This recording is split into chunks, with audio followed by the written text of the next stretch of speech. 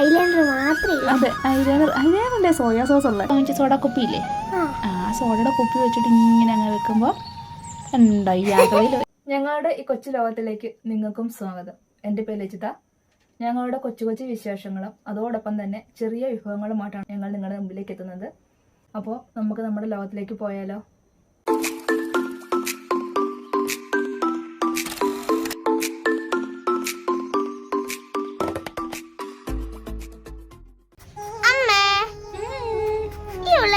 എനിക്ക് വറുത്തല്ലേ? അയ്യോ, ഇത്ര ഉരുളക്കിഴങ്ങ് വറുത്ത് തിന്നാനോ? ഇത് വറക്കാനൊന്നും അല്ല കേട്ടോ, ഇത് ഒരു സാധനം ഉണ്ടാക്കി തരാം. അമ്മ എന്നോട് കളിക്കാൻ വരുമോ? എന്നാ കളിക്കാനാടാ? അമ്മ പറഞ്ഞില്ലേ കല്ല് കളിക്കാൻ, അതുകൊണ്ട് ഞാൻ അവിടെ കല്ലെടുത്ത് വെച്ചിട്ടുണ്ട്. അതെയോ, വരുന്നേ, വാ കളിക്കാം. അമ്മ എന്നെ പഠിപ്പിക്കണേ. അതിനെന്താ, കല്ല് ഇത് ഇങ്ങനെ ഇടും, ഇങ്ങനെ വിടർത്തി ഇടും, എല്ലാം ഇങ്ങനെ മുട്ടാതെ ഇട്ടിട്ട് ഇങ്ങനെ ഒരു കല്ലെടുത്ത് പൊക്കിയിട്ടിട്ട് അടുത്ത കല്ല് മുട്ടാതെ ഇങ്ങനെ ഓരോന്നോരോന്നങ്ങ് എടുക്കും. താഴെ പോകാൻ പാടില്ല. ഇനി കൊച്ചു നോക്കിയേ,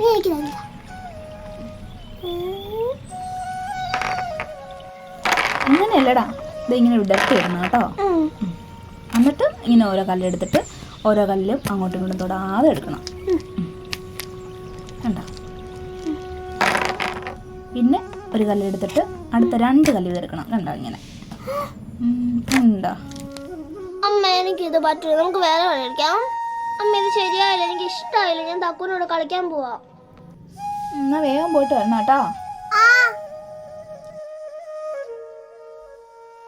ഞങ്ങളുടെ ഈ കൊച്ചു വീഡിയോ നിങ്ങൾക്ക് ഇഷ്ടപ്പെടുകയാണെങ്കിൽ ഞങ്ങളെ സപ്പോർട്ട് ചെയ്ത് നിങ്ങളുടെ കൂടെ കൂട്ടാൻ നിങ്ങൾ മറന്നു പോകരുത് കേട്ടോ.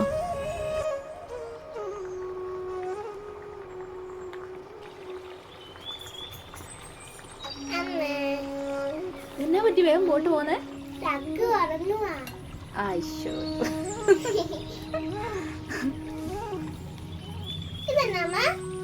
ഇതാ ഉരുളക്കിഴങ്ങ് വേവിച്ചത്.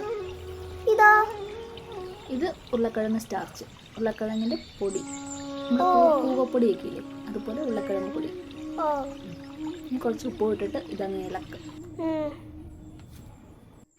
ഇതുണ്ടല്ലോ, നമുക്ക് ഇങ്ങനെ ഉരുട്ടിയെടുക്കാൻ പാകത്തിന് ഇച്ചിരി വെള്ളം ഒഴിച്ചങ്ങ് കുഴച്ചെടുക്കണം.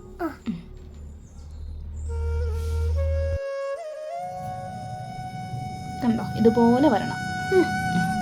ഇനി കുറച്ചെടുത്ത് ഉരുട്ടിയെടുക്കണം. കുഞ്ഞിൻ്റെ കൈ ഇത് ഭയങ്കരമായിട്ട് ഒട്ടിപ്പിടിക്കും കേട്ടോ. അത് ഇച്ചിരി എണ്ണ ഊത്തിട്ട് വേണം കൈയായിട്ടിട്ട് വെട്ടാനായിട്ട്. കണ്ടോ? ഇതുപോലെ കണ്ടോ? ഇനി ഇത് കൊച്ചു വാങ്ങിച്ച സോഡ കുപ്പിയില്ലേ, ആ സോഡയുടെ കുപ്പി വെച്ചിട്ട് ഇങ്ങനെ അങ്ങ് വെക്കുമ്പോൾ ഉണ്ടായി ആകവയിൽ വരും. അത് രസമുണ്ടല്ലേ? ഇനി ഇതുപോലെ ബാക്കിയെല്ലാം നമുക്ക് ഉണ്ടാക്കിയെടുക്കണേ.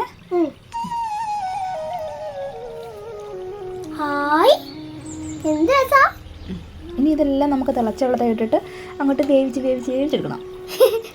ഇതിപ്പോൾ തിളച്ച വെള്ളത്തിൽ ഇടുമ്പോൾ ഉണ്ടല്ലോ, ഇതെല്ലാം ഇങ്ങനെ താന്ന് കിടക്കുവേ. എന്നിട്ട് കുറച്ച് കഴിഞ്ഞ് ഇങ്ങനെയൊക്കെ ഉണ്ടല്ലോ, വെന്ത് കഴിയുമ്പോൾ ഇങ്ങനെ പൊങ്ങി കിടക്കും. കണ്ടോ? പൊങ്ങി കിടക്കണ കണ്ടോ? ഇങ്ങനെ പൊങ്ങി കിടക്കുമ്പോൾ അത് വെന്തെന്ന് അതിൻ്റെ അർത്ഥം. ഇനി നമുക്കിതെല്ലാം കൂടെ കോരിയെടുക്കണം. കോരിയെടുത്ത് അങ്ങോട്ട് ഇടുന്ന അറിയാവോ? തണുത്ത വെള്ളത്തിൽ. കണ്ടോ? ജെല്ലി പോലെ. ഇനി ഇങ്ങോട്ടിടും.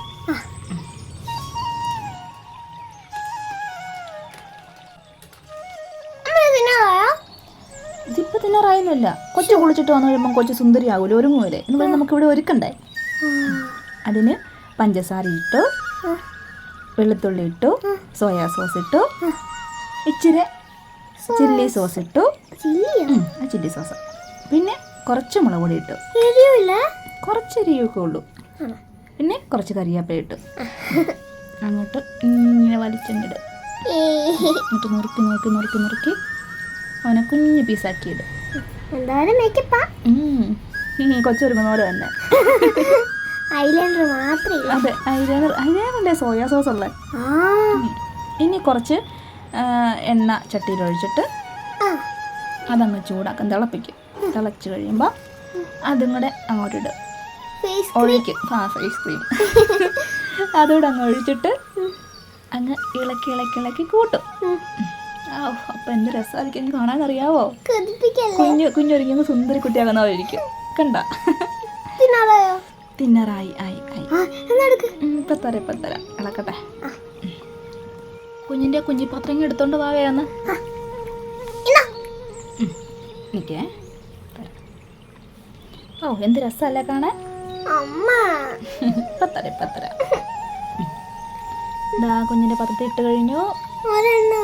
ഇപ്പം തരാം, ബാക്കി തരുമല്ലേ. ഓ